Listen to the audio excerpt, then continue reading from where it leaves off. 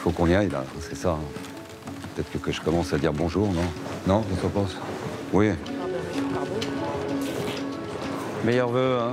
C'est un exercice que François Baroin connaît sur le bout des doigts. Comment ça va? Ça va bien, oui, très bien.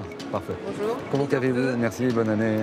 Merci de votre présence. Comme chaque année, depuis 30 ans, le maire de Troyes reçoit ses administrés pour l'inusable cérémonie des vœux.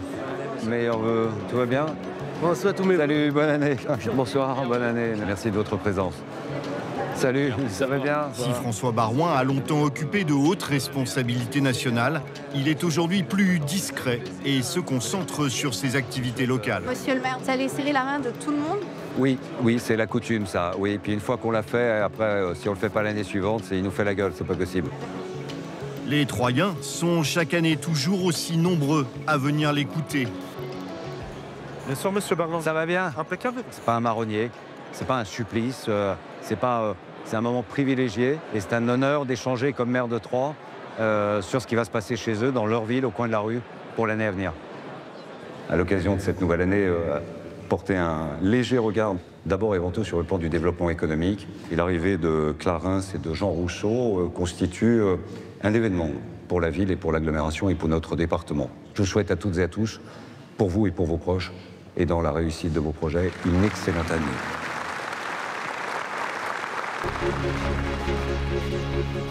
Tombé très jeune dans la marmite chiracienne, François Baroin, c'est 3 décennies d'engagement politique sous le sceau du gaullisme. Il y a une fonction, il faut bien l'assumer et pas décevoir la confiance que les gens plaçaient en vous. Député à 27 ans, plus jeune ministre de la Ve République, Ça va, c'est la forme. inamovible maire de Troyes depuis 1995, C'est une bonne équipe, là. sa précocité lui a longtemps valu le surnom d'Harry Potter de la droite. Ce qui m'agaçait, c'était ses lunettes. On ne pouvait pas le prendre au sérieux. 30 ans plus tard, après des passages par Beauvau, Bercy et la présidence de la puissante Association des maires de France, Vous avez décidé de supprimer un impôt qui ne vous appartient pas. François Baroin affiche toutes les qualités d'un leader crédible pour son camp. Oui, la droite est en mal d'incarnation. C'est une réalité aujourd'hui. Et François fait partie des 2-3 personnes qui peuvent l'être. Problème, l'ex-ministre de l'économie de Nicolas Sarkozy ne semble pas franchement pressé de s'aligner sur la ligne de départ. Il a déçu une partie de sa famille politique, mais surtout, je dirais qu'il l'a frustré. C'est précisément le statut d'éternel présidentiable de François Baroin qui entretient une énigme tenace. Pourquoi sa personnalité apparaît-elle souvent indéchiffrable ? François Baroin reste assez fidèle à ce qu'il est, avec toujours une part de mystère. Je pense que même ceux qui le connaissent bien ne savent pas exactement ce qu'il a au fond de lui. C'est un homme plein de pudeur, qui ne montre pas la réalité de son âme. Il a d'abord été construit par le bonheur, après il a été construit par le malheur. Dans une famille de 4, il perd sa sœur renversée par une voiture, puis son père qui meurt dans un accident. Obligatoirement, c'est quelque chose qui le construit, qui le constitue et qui le constituera toute sa vie. François Baroin a la réputation d'être discret et même énigmatique. Pour le vérifier, nous l'avons suivi pendant plusieurs semaines et rencontré sa famille, ses amis et d'anciens collaborateurs. François, qu'on l'aime ou qu'on l'aime pas, a toujours été reconnu par ses pairs comme quelqu'un sur lequel le doigt du bon Dieu s'est déposé. Chirac cultivait beaucoup le secret, et François aussi. C'est pas quelqu'un très extraverti. François Baroin, Ça va bien? portrait intime d'un homme politique dont les ambitions demeurent encore et toujours un mystère. Paris, automne 2024. Ce jour-là, c'est un François Baroin visiblement pressé qui vient assister au bureau politique des Républicains. Une fois entré dans la maison de la chimie, surprise, l'ambiance bon enfant contraste avec la violente tempête que traverse le parti. C'est ce soir que doit être validée à huis clos l'éviction d'Éric Ciotti. On a tous, pour certains comme moi, 30 ans d'action militante, engagée dans la famille gaulliste qui a suivi des évolutions et des mutations. On se connaît tous, on n'a pas toujours été d'accord ensemble, on n'a pas fait le même choix non plus pour les consultations présidentielles, par exemple. Puis une vie politique, il y a des crêtes, il y a des creux, et il faut être là. Quand la famille est en difficulté, c'est le cas, on est là pour se rassembler. Malgré ces paroles d'apaisement dont chaque mot semble avoir été soupesé pour n'égratigner personne, François Baroin ne prolongera pas la soirée avec ses camarades de combat. Après 1 heure d'assemblée, il est le premier à s'échapper sans faire la moindre déclaration pour rejoindre son fief troyen.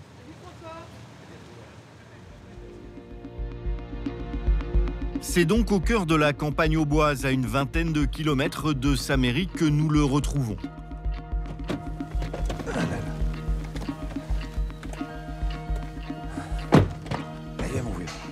Il est accompagné de Pampa, son chien qui ne le quitte jamais.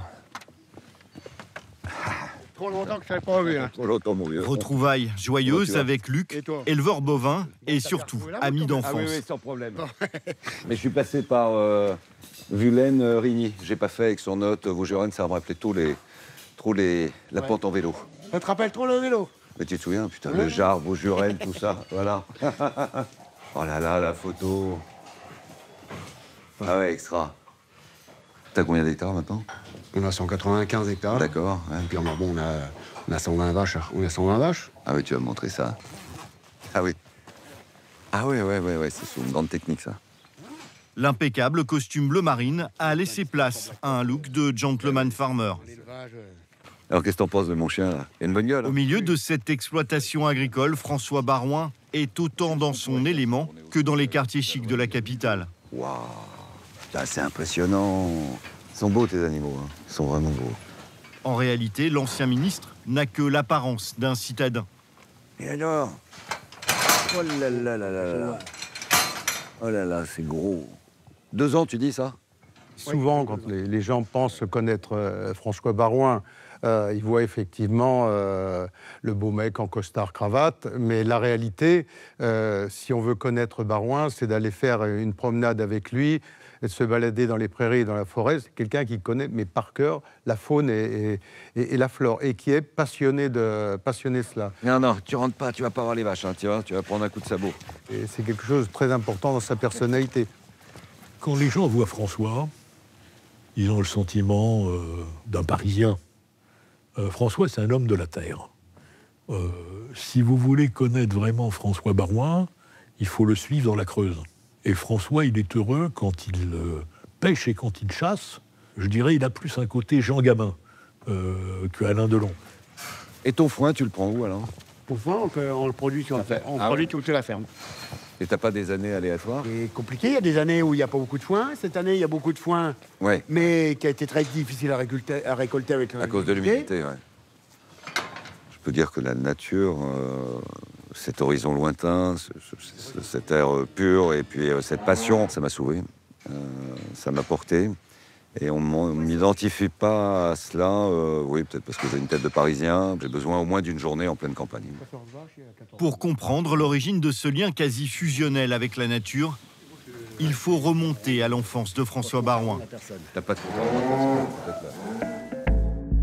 Il fait ses premiers pas au pied des arbres du parc de la maison familiale de Nogent-sur-Seine, où Michel, son père, est alors sous-préfet. Puis quelques années plus tard, c'est la découverte fondatrice des prairies et des cours d'eau de la Creuse. La Creuse, c'était les vacances. C'était notre pays, c'était mon pays, que mon mari avait adopté, parce que lui était du Morvan, et le Morvan, c'était trop froid pour moi. Donc, on s'est beaucoup installé dans la Creuse. Et toutes les vacances, nous ne les avons passées que dans la Creuse. Mes enfants n'ont jamais connu d'autres vacances que le mois de la Creuse. Voilà.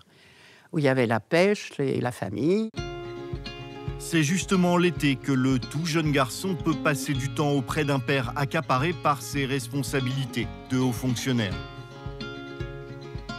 C'est mon père qui me pose sur un rocher quand il m'apprend à pêcher. au Gué Cornu, sur la Creuse, non loin de la maison de famille, qui était une toute petite maison, et pour lequel il était extrêmement heureux. C'est mon père, oui, qui me prend par la main et qui me fait porter un lièvre qui venait de tirer. J'ai 6 ans, j'arrive épuisé, je ne veux pas lâcher le lièvre, il fait presque mon poids, il était énorme, voilà, et c'est un éclat de rire de mon père qui me voit m'épuiser. Ce sont ces moments de partage, comme un père avec un fils. Parfois, on abuse du mot charismatique, on l'utilise à tout bout de champ, mais si je devais désigner une personne charismatique dans tout ce que j'ai vu dans ma vie, c'est à lui que je penserais d'abord. Parce que quand il rentrait dans une pièce, ça se voyait. Il avait beaucoup de prestance, une belle voix. Et alors, on venait de Vermont et on préboitait ensemble. Pas du tout. Avec beaucoup de joie. Bon retour. Au revoir. Vous voyez bien qu'on est des amis? Complètement. Mais je suis d'accord avec tous les présidents, vous savez. C'est un homme qui avait vécu beaucoup de choses, parce qu'il avait d'abord été policier, puis il avait été préfet. La vie est une quête d'harmonie, c'est ça que je veux raconter. C'est une recherche d'équilibre. Et que l'équilibre est toujours instable. Mais qu'il y faut une volonté tenace pour essayer de faire en sorte qu'on y atteigne. Après un passage à l'Assemblée nationale comme chef de cabinet des présidents Achille Peretti et Edgar Faure, Michel Barouin prend la direction de la GMF, la garantie mutuelle des fonctionnaires. Dans le groupe GMF, c'est une véritable pieuvre, 59 sociétés. Arrêtez vos âneries, c'est un ensemble. Non, arrêtez vos âneries, c'est un ensemble coordonné, cohérent et parfaitement efficace. La famille s'est installée à Paris dans le très bourgeois 17e arrondissement. François Barouin fréquente l'un des établissements les plus prestigieux de la capitale, où un futur ministre a lui aussi usé ses fonds de culotte. Là, c'était en CM2, la classe de Mademoiselle Bouygues, à Stanislas. Et donc, on était dans la même classe, on est tout de suite devenus amis. François était espiègle, il aimait beaucoup les farces. Il était le meilleur client du magasin de farces et attrapes de son quartier. Il était généreux. François Barouin mène la vie d'un jeune homme des beaux quartiers. Il prépare HEC la journée et fait le DJ une fois ses livres refermés. C'était devenu presque notre métier, en plus de nos études, d'être le soir à passer des disques dans des soirées ou dans des boîtes de nuit qui nous contractaient. Et François était celui qui repérait les disques, notamment les dernières sorties aux États-Unis. François, t'es là? C'est encore le temps de l'insouciance, comme le montre ce document tourné au lendemain des manifestations étudiantes de décembre 1986. Vous étiez à la manif hier? Non. Personnellement, je ne les ai pas. Pourquoi? Parce que justement, moi je trouve ça très triste, effectivement, la disparition d'un jeune comme ça, mais je me sentais pas tellement concerné par la manifestation quand même. Vous en avez discuté tous les deux avec votre père?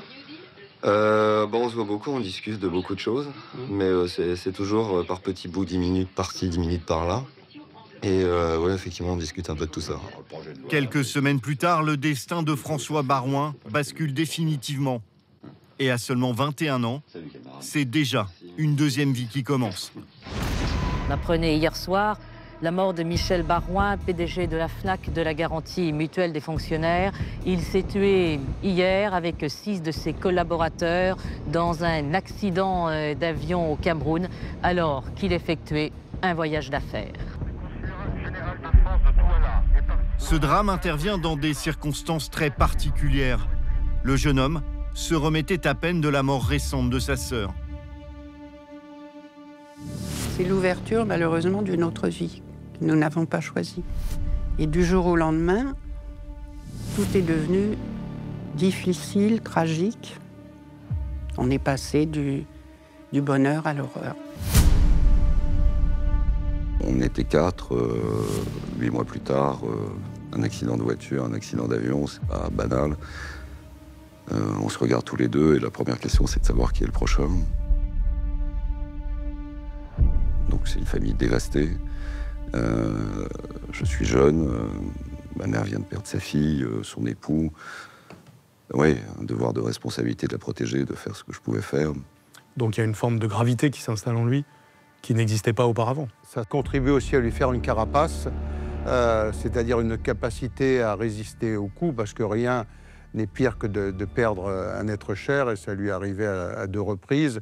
Et ça, c'est effectivement, c'est constitutif de sa personnalité, de la manière dont il s'est construit, c'est indiscutable.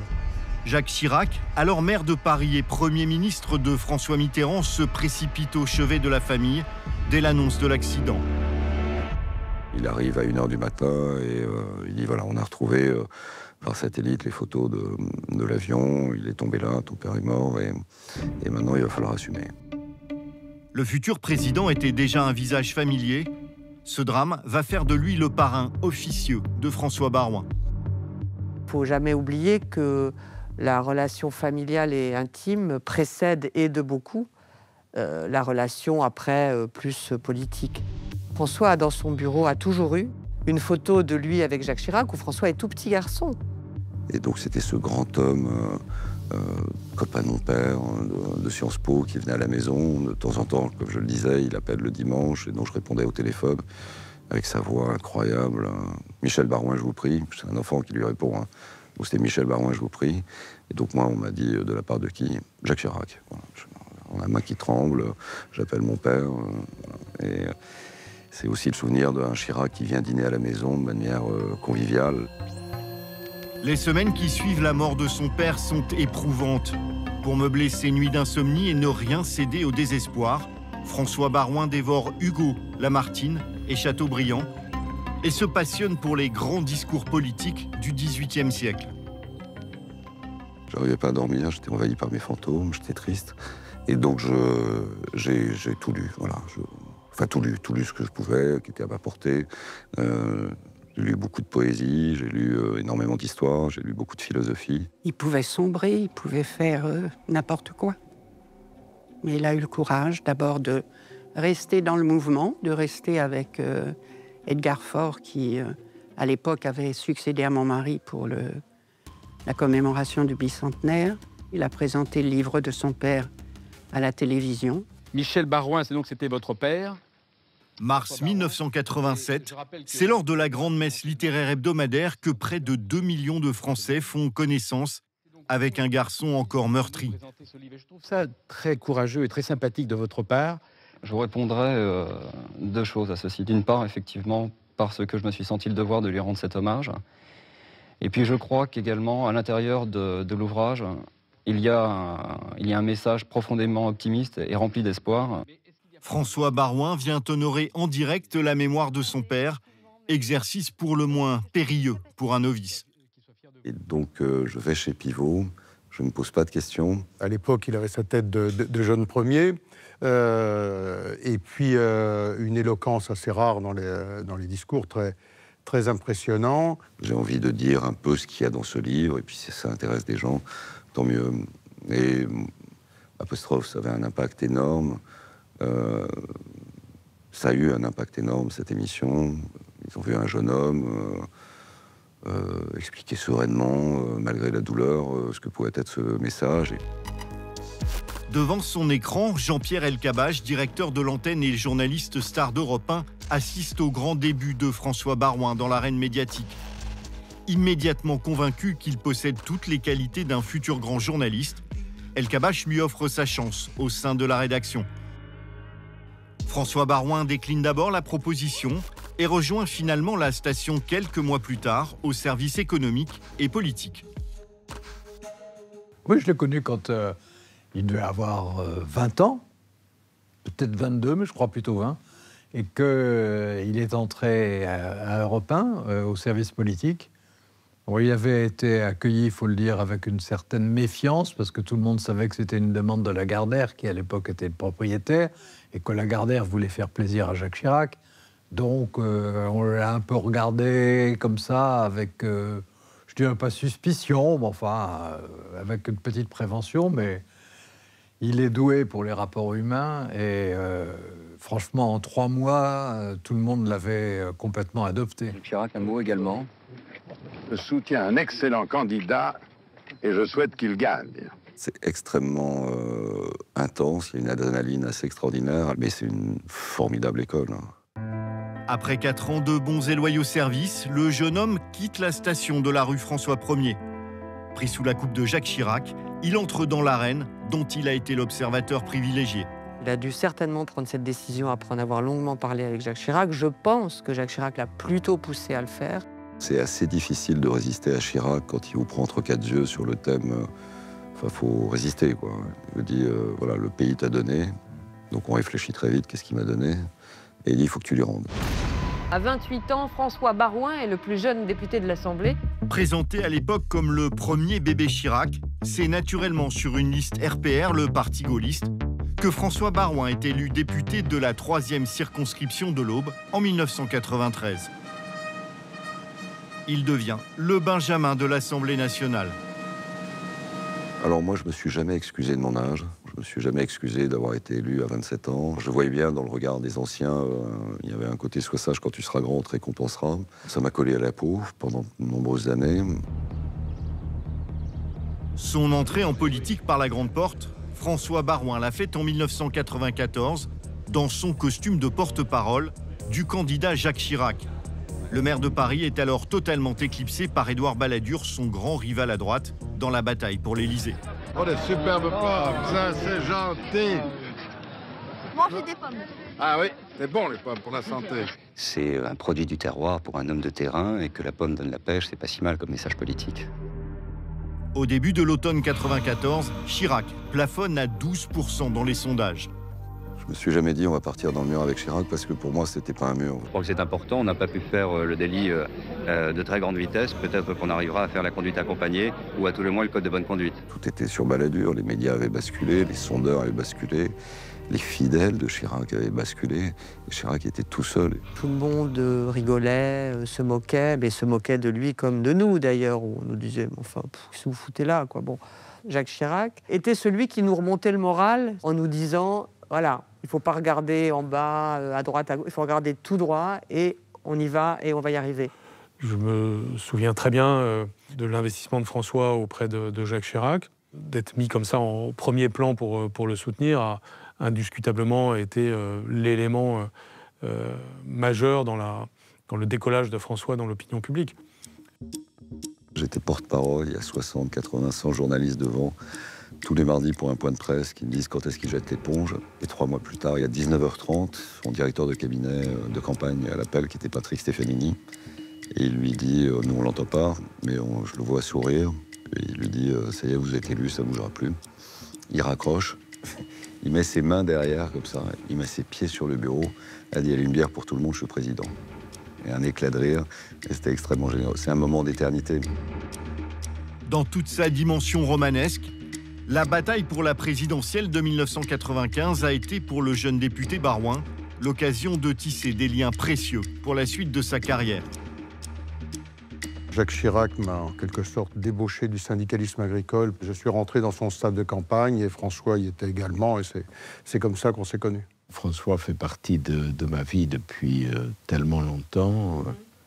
On a toujours été amis, y compris dans les périodes plus difficiles, celle notamment de 1995, où il était très proche de Jacques Chirac et moi j'étais très éloigné de Jacques Chirac. Mais François et moi, on se parlait très régulièrement, on était très proches. Chirac élu président, François Baroin intègre le gouvernement conduit par Alain Juppé. Il a beau être le poulain du chef de l'État, la récompense aura très vite un goût amer. Je lui ai même dit, méfie-toi du Premier ministre Alain Juppé, il ne va pas t'aimer. Il me dit, tu crois. Et ensuite, le gouvernement se forme. Et je devais être ministre de la Communication et porte-parole du gouvernement. Et puis 2 heures avant la formation du gouvernement, Juppé, qui venait d'être nommé Premier ministre, m'appelle et me dit je voulais m'assurer auprès de toi que tu acceptais bien d'être secrétaire d'État auprès de moi et porte-parole du gouvernement. Là, je me suis dit, mais c'est pas du tout ce qu'on m'a dit 10 jours avant. Donc ça a été le premier contact avec la réalité d'exercice du pouvoir au plus haut niveau. C'est-à-dire, ça commence à un peu séparer ceux qui ont mené le même combat. Et 6 mois après, il était mis dehors du gouvernement. Entre le Premier ministre et son porte-parole, la guerre est déclarée. François Baroin affronte le premier ennemi de sa jeune carrière politique. Forcément, ça crée ensuite des crispations. Et puis après, c'est pas le même parcours. Vous avez d'un côté une certaine énarchie, qui pense qu'elle est propriétaire de droits divins de la France et qui regarde ceux qui n'ont pas le même parcours et qui n'ont pas le même diplôme avec un sentiment, pas de mépris, mais de condescendance. Malgré son élection très remarquée à la mairie de Troyes, fief gaulliste historique, le point de non-retour est atteint fin 1995. Juppé m'a demandé de faire quelque chose dont je trouve que ça ne correspondait pas à la mission qui m'était confiée comme membre du gouvernement. Et j'ai commis une erreur. À la sortie du Conseil des ministres, Chirac voulait toujours qu'on se voit comme porte-parole, et je dis à Chirac, voilà ce que m'a demandé le Premier ministre, qu'est-ce que vous en pensez? Et Chirac, qui est un type adorable, appelle le Premier ministre pour lui dire, Barouin m'a dit ça, je crois qu'il a raison, c'est pas bien. Et Juppé, un homme de pouvoir et de caractère, en a tiré les leçons que j'étais déloyal. Madame, Monsieur, bonsoir. François Barouin est donc l'une des victimes du remaniement du gouvernement d'Alain Juppé, annoncé aujourd'hui en fin de matinée. Ce soir, le maire de Troyes n'est plus porte-parole du gouvernement. J'ai détesté la méthode, j'ai détesté sa morgue, et je me suis dit, cet homme-là, on n'est pas fait du même bois. Et ceux qui considéraient que Juppé c'était Chirac, c'était deux hommes complètement différents. Mais ma responsabilité a été de ne pas être assez prudent dans ma relation personnelle avec le président de la République, qui m'a fait prendre un risque dans ma relation avec le Premier ministre. Cette injustice et la façon dont ça s'est fait, je l'ai vu rouge. Ça a été très grave et très douloureux. Et pas juste, surtout. Il l'avait pris comme une profonde injustice, à double titre, parce qu'il estimait qu'il avait fait le travail, puis je pense parce qu'il estimait qu'il faisait partie, ce qui était vrai, des Chiraciens, des fameux bébés Chirac, comme on disait. Et c'est vrai qu'il avait donné de sa personne, ça, on peut pas lui enlever ça. François Barouin a beau ne plus faire partie du gouvernement, député maire de Troyes à seulement 32 ans, il est désormais à droite, une force avec laquelle il faut compter. On voyait l'animal politique se réveiller, parce que c'est aussi un animal politique. Lorsqu'il devait répondre ou il devait attaquer à l'Assemblée nationale, il osait affronter un Nicolas Sarkozy à l'époque où Nicolas Sarkozy n'était pas en grâce en Chiraquie. Et il le faisait avec... c'est même pas une question de courage d'ailleurs, mais enfin sans se poser de questions, alors que d'autres mettaient plutôt des gants. À la mairie, derrière son grand bureau en bois, héritage précieux de son père, il consolide son implantation troyenne et reste en contact étroit avec Jacques Chirac. En bon chasseur, il attend son heure et va rebondir comme un vieux sage. En 2003, il convainc le président Chirac de l'urgence d'un rapport sur la laïcité, un thème nettement identifié à gauche, mais inscrit au plus profond de son ADN familial. C'est peut-être l'un des actes de ma vie politique dont je suis le plus fier, qui a été de permettre 2-3 choses très simples. La première, de faire bouger la droite sur cette question de laïcité. Je suis le fils d'un grand maître du Grand Orient, j'ai vécu dans cette idée selon laquelle la singularité du modèle français reposait justement sur 4 idées simples: la liberté, l'égalité, la fraternité, la laïcité. J'ai beaucoup lu et je regardais l'évolution des jurisprudences en Turquie, et notamment sur la question du voile dans les universités turques, qui était à l'époque un pays laïque, c'était pas encore Erdogan. Et c'était très inquiétant parce qu'il était assez écrit qu'à un moment ou à un autre, la Cour européenne des droits de l'homme dirait la France ne peut plus faire ce qu'elle veut en termes de loi, malgré la constitutionnalité de la laïcité, puisque la norme européenne sera supérieure. Et j'ai dit, il faut une loi. Il a compris, bien avant beaucoup de gens, un certain nombre de difficultés auxquelles la France allait être confrontée. Je rappelle que c'est quand même lui qui est à l'origine de la loi sur l'interdiction du port du voile, sans que ce soit d'ailleurs une obsession. C'est un laïc, mais c'est un vrai laïc, c'est-à-dire que la laïcité n'est pas, comme chez certains, une arme contre les musulmans, c'est une vraie conviction. Le rapport Barouin provoque la création d'une commission sur l'application du principe de la laïcité. Mais Jacques Chirac choisit le centriste et très consensuel Bernard Stasi pour la piloter, privant ainsi son protégé d'un précieux cheval de bataille pour la suite de sa carrière. Le vrai problème de François Barouin, vous dites quelle est sa ligne, en fait c'est qu'il n'est associé à aucune idée. Et d'ailleurs je pense que Il a loupé un coche à un moment. En 2003, il avait été à l'origine d'un rapport sur la laïcité. C'est lui qui avait tenu à le faire. C'est une valeur à laquelle il était très attaché. Donc il y avait eu ce rapport qui avait ensuite débouché sur la commission Stasi et sur l'interdiction du voile à l'école. Il aurait dû la préempter. Il était tout à fait légitime. Et je pense qu'il aurait été associé à cela. Et si jamais un jour il revient en politique, il pourrait s'associer et se réapproprier cette valeur. François Baroin revient au gouvernement en 2005. Pour sa prise de fonction au ministère de l'Outre-mer, Jacques Chirac lui confie un dossier particulièrement sensible. On avait un sujet sur la Calédonie déjà, et sur le corps électoral déjà. Et on devait modifier la Constitution puisque c'était l'un de ses engagements. L'heure est grave, mais le président va immédiatement détendre le nouveau ministre. Je le vois sur retour de vacances, puis il était tout bronzé. Je lui dis, vous avez bonne mine. Et il me dit, la mine, ça va. Le crayon, c'est autre chose. J'ai éclaté derrière. Moi, j'avais une menace d'indépendance des Kanaks, un dossier qui était juste une révision constitutionnelle. Et puis, il me sort une blague un peu gaillarde pour montrer la décontraction. Après, on est passé au travail. 8 mois plus tard, François Baroin se trouve confronté à un drame qui vient résonner au plus profond de son histoire familiale. On m'annonce alors que c'est l'été qu'il y a la plus grande catastrophe aérienne en Martinique. Il y a 160 personnes qui meurent au Venezuela. Et ça, c'était un moment très fort et très dur. Je ne dis pas que c'était le pire parce que c'est une grande intensité humaine. Mais j'avais pris l'avion, je suis resté peut-être 15 jours là-bas avec les familles. En plus, il faut savoir qu'en Outre-mer, le deuil ne peut commencer que lorsque le corps a été récupéré. C'était impossible de récupérer les corps. Il fallait évidemment rapatrier. Tout ça, ça a été une longue négociation. Donc, en termes d'intensité humaine, sans être le pire, ça a été le plus éprouvant. Le drame du 16 août 2005 monopolise les journaux télévisés pendant plusieurs jours d'affilée. François Baroin est en première ligne, loin de l'image habituelle de bon élève appliqué. La France le découvre sous un autre visage.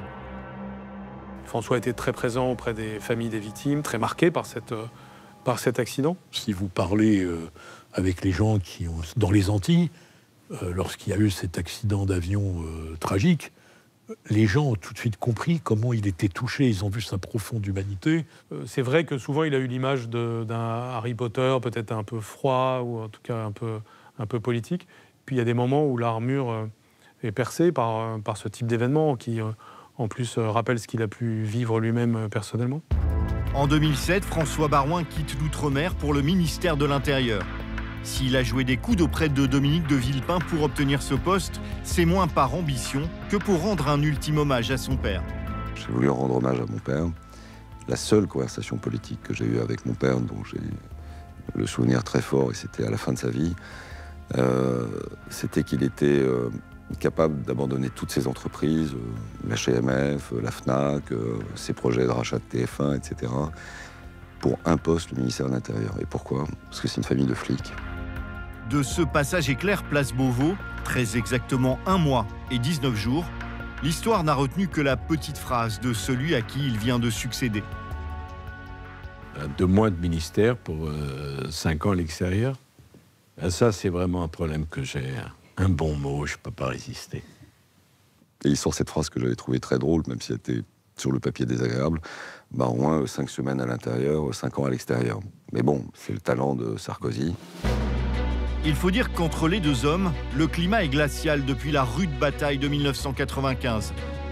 Et leurs conceptions respectives de la laïcité n'ont rien fait pour les rapprocher.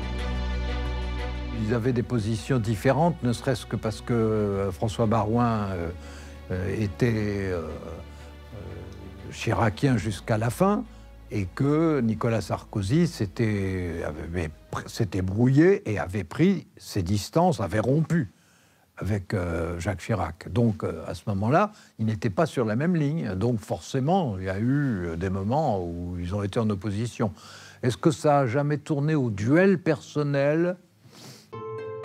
Plus discret politiquement pendant les semaines qui suivent sa sortie du gouvernement, c'est la vie personnelle de François Baroin qui continue de lui assurer une présence médiatique. C'est un rapport ambivalent parce qu'il aime la lumière et il la fuit. Enfin, il l'aime quand c'est lui qui choisit. Il a été dans la lumière notamment du fait de ses aventures amoureuses, comme avec Michel Larocque. Il n'a pas aimé ça, vraiment. Et il a encore plus détesté, au fur et à mesure des années, à cause de ses enfants. Il voulait protéger ses enfants. Donc ça, c'est quelque chose qui était omniprésent dans sa tête. C'est la gifle historique que reçoit la droite aux élections régionales de 2010, qui oblige le président Sarkozy à sonner le rassemblement au sein de sa famille politique. Les Chiraciens sont de retour, et en pleine tempête économique, François Baroin revient par la grande porte à la surprise générale. L'opération, entre guillemets, était intéressante. Pour Nicolas Sarkozy, pouvoir avoir dans son gouvernement celui que tout le monde présentait, François Baroin, comme le fils de Jacques Chirac, c'était une prise de guerre incroyable. Mais je me suis dit, qu'est-ce qu'il peut me proposer? J'ai quand même fait un parcours. J'ai fini à Beauvau sous Chirac, donc il ne peut pas me proposer n'importe quoi, puis je n'accepterai pas n'importe quoi. Et si François Baroin est venu aussi, c'est que Nicolas Sarkozy est le premier qui lui a offert un ministère qu'il estimait être à sa hauteur. Puis c'était un défi, et François aime les défis. La situation était compliquée, donc ça mettait du sel pour l'engagement. Quand les choses sont simples, ça l'intéresse moins. Et contre toute attente, il me dit est-ce que tu acceptes d'être ministre du budget? Et je lui dis c'est quoi tes priorités? Il me dit j'ai je sais plus quoi 20-30 milliards à trouver pour les retraites, déjà les retraites. Voilà, on ne confie pas les impôts, la direction de la législation fiscale. On ne confie pas ce pouvoir, qui est quand même très important, à quelqu'un qui n'est pas intimement lié au destin de la personne qui dirige le pays. Et je me suis dit, bon, soit c'est un piège, soit c'est pas un piège. Et de toute façon, même si c'est un piège, je vais lui montrer que moi, je suis prêt à jouer le jeu, que je n'irai pas pour faire un travail hostile. Du ministère du budget à celui de l'économie et des finances, la transition semble toute naturelle. C'est pourtant un bras de fer en eau profonde auquel François Baroin se livre pour succéder à Christine Lagarde, appelée à la tête du FMI. Bruno Le Maire, alors ministre de l'Agriculture, est également sur les rangs et bien décidé à ne pas se laisser faire. J'avais le choix entre Bruno Le Maire, qui était ministre de l'Agriculture, ou François. J'ai choisi François. Et c'est là qu'on a vu que François Baroin est un vrai politique, parce qu'en réalité, Bruno Le Maire était convaincu que ce ministère lui reviendrait. Et François Baroin ne l'a pas supporté, il s'est battu comme un beau diable. Il a fait de la politique et il a réussi à être nommé à la place de Bruno Le Maire. À l'époque, son rival accuse même François Baroin de s'être littéralement roulé par terre pour obtenir le poste, fustigeant dans la presse un comportement indigne. Les rapports entre les deux hommes sont encore aujourd'hui des plus inamicaux. J'ai choisi François, et ça a été un choix que je n'ai jamais regretté, parce que dans une période très compliquée, très difficile, il a été d'une solidité inébranlable. J'ai pu m'appuyer sur lui, il faisait ce qu'il y avait à faire, c'est ce dont j'avais besoin à ce moment-là. Fin 2011, l'Europe, qui subit encore les conséquences de la crise de 2008, traverse une violente zone de turbulence. François Baroin est en première ligne dans une période de grande incertitude. Nos taux d'intérêt explosent. On a perdu, je sais pas, peut-être 50 milliards de recettes de l'impôt sur les sociétés 3-4 mois plus tôt. Enfin, c'est une catastrophe. Et je pense que de fin septembre jusqu'à fin novembre, tous les matins, je me réveillais en me disant est-ce qu'on va devoir nationaliser toutes les banques et les assurances?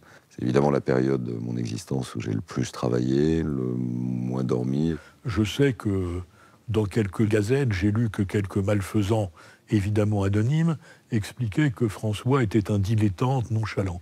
On confond l'élégance et la facilité avec le dilettantisme. Mais c'est quelqu'un qui travaille beaucoup.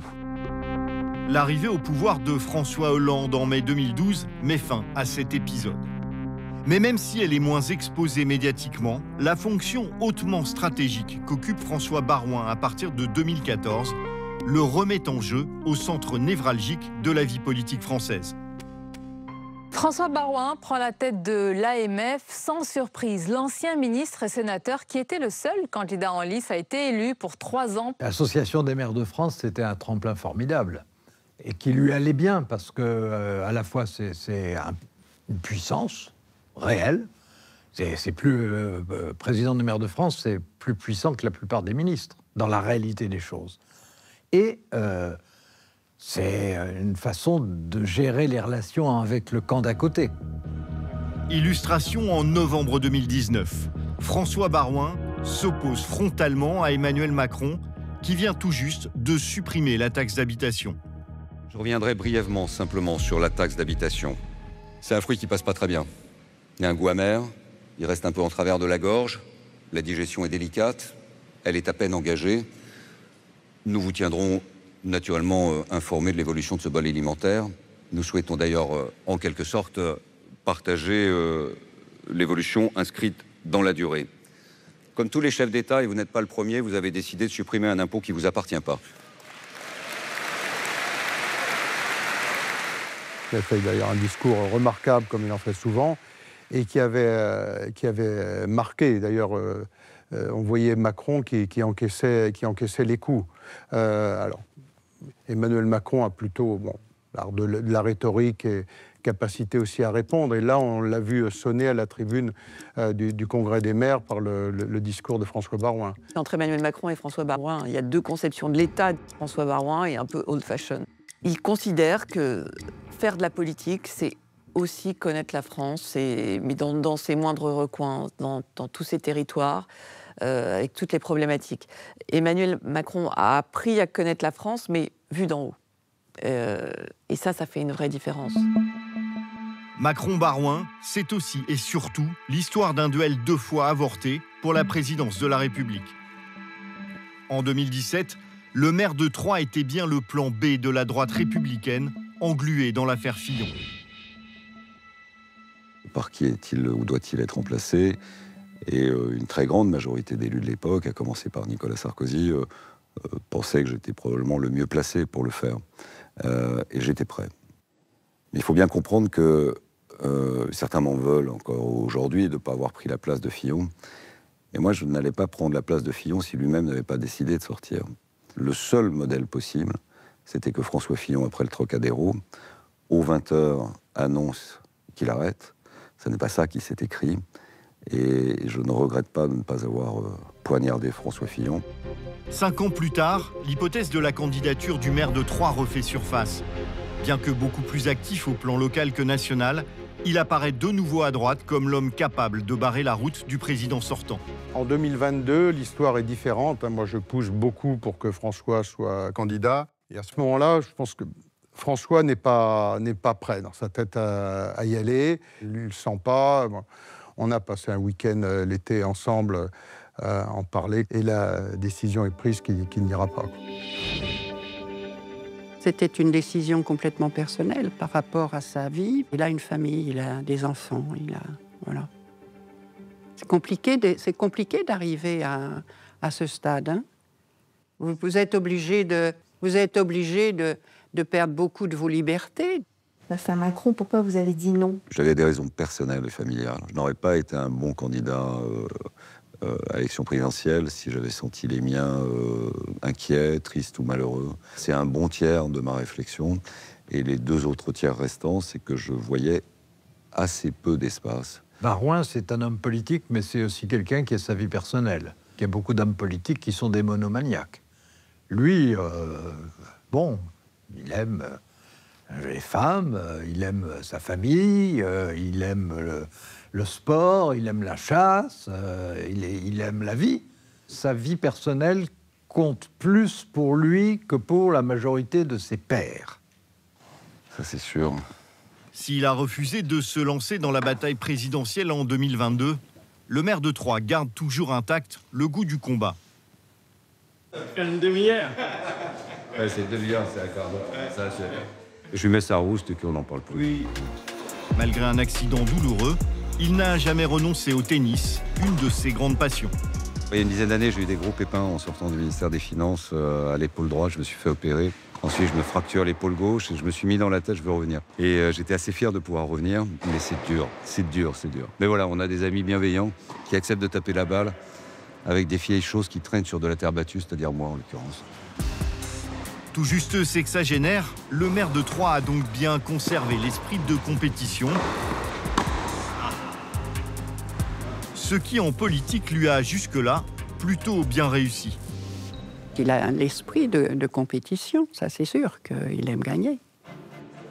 Volontairement absent du débat national depuis des mois, François Baroin reste omniprésent à l'échelle locale. Le jeudi soir, il quitte Paris et ses discrètes activités de banquier d'affaires pour passer l'intégralité de ses week-ends à Troyes, où il est toujours très sollicité par ses concitoyens. Je vais saluer un peu tout le monde. Bonjour, comment allez-vous? Bonjour, comment allez-vous? Et donc je vais te présenter ma jeune épouse. Agnès Carlet. Ah, voilà. Je vous embrasse parce que j'étais impatiente. Ce soir, il préside la cérémonie de réouverture du musée d'art moderne de la ville après de longs mois de travaux. C'est pas la roue de la fortune non plus, hein, donc vous n'y allez pas trop. Voilà. Eh ben voilà. Allez Jules. Voilà. Très bien.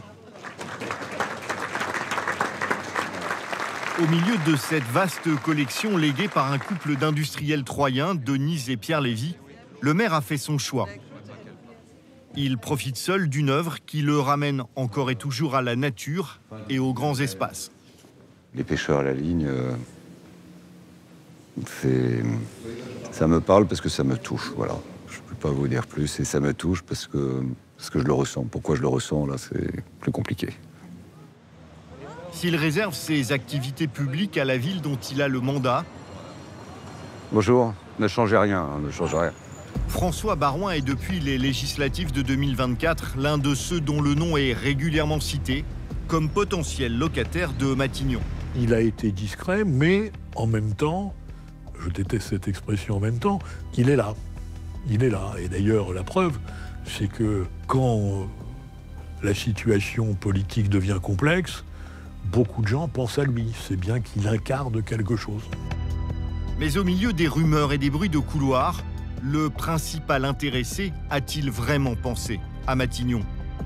Ça aurait pu être moi si Emmanuel Macron avait imaginé établir un contact et discuter sur cette option. Certains l'ont pensé.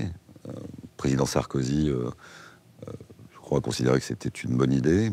J'aurais accepté probablement de discuter sur les modalités compte tenu de l'état du pays. Emmanuel Macron ne l'a pas choisi, peut-être parce que d'abord on se connaît peu et peut-être qu'aussi la dureté de mon statut d'opposant lui a fait suffisamment mal pour considérer que ce n'était pas encore assez mûr pour accepter qu'on travaille ensemble. L'option Premier ministre n'étant plus d'actualité, le maire de Troyes envisagerait-il désormais de se consacrer à une autre perspective? Il peut être rassurant, oui, parce qu'il n'est pas dans l'hystérie du moment, quoi, et qu'il a su prendre du recul. Ne serait-ce que dans sa posture, sa manière de parler, cette voix comme ça enveloppante. Je pense que François Baroin, s'il se présentait, pourrait effectivement donner l'impression d'une forme de sérénité. Si un jour François Baroin souhaitait être candidat à la présidence de la République, c'est pas à moi de dire s'il a raison ou pas, s'il serait le meilleur pour rassembler ou pas. Mais est-ce qu'il a les capacités pour cela? La réponse est oui. Est-ce que cette situation pourrait se produire? Oui. Voyons si elle se produit. Aujourd'hui, on a besoin d'avoir un candidat à la présidentielle qui ait cette capacité de rassemblement. Et François fait partie des 2-3 personnes qui peuvent l'être. Mais la décision, ce ne sera que lui. Son assemblée générale, ce sera le matin en se rasant. Si vous voulez me faire dire que François Baroin est plus sympathique que Laurent Wauquiez, je vous dirais oui. Si vous voulez me faire dire qu'il était plus populaire dans les rangs républicains que ne l'est Laurent Wauquiez, je vous dirais encore oui. Et s'il se déterminait à y aller, Laurent Wauquiez aurait un sérieux rival. Jusque-là, François Baroin a remporté les 11 élections auxquelles il a participé, ce qu'il revendique fièrement. La 12e pourrait donc se jouer pour la première fois de sa carrière au niveau national. François est un excellent chasseur. Et parfois, le chasseur doit rester très très très longtemps à l'affût avant d'atteindre sa cible. Il guette la fenêtre de tir. Moi, je pense que le politique est toujours tapis en lui. S'il y a une fenêtre de tir, il ira. Aujourd'hui encore, des gens me disent pourquoi vous n'y êtes pas allé, qu'est-ce qui s'est passé, est-ce que vous avez l'intention d'y aller Est-ce que maintenant vous pourriez dire oui? Je ferme aucune porte à rien. Je ne sais pas ce que sera ma vie dans 1 an, dans 2 ans. Ce que je sais, c'est que ma passion de la politique, elle est intacte, que ma compréhension du pays, je crois, est bonifiée chaque jour un peu plus. Et je ne ferme aucune porte. Jacques Chirac avait un jour expliqué à son protégé qu'il fallait 30 ans d'expérience politique pour fabriquer un chef d'État. Aujourd'hui sexagénaire, François Baroin a largement respecté ce temps de passage. La dernière marche n'est peut-être plus très loin.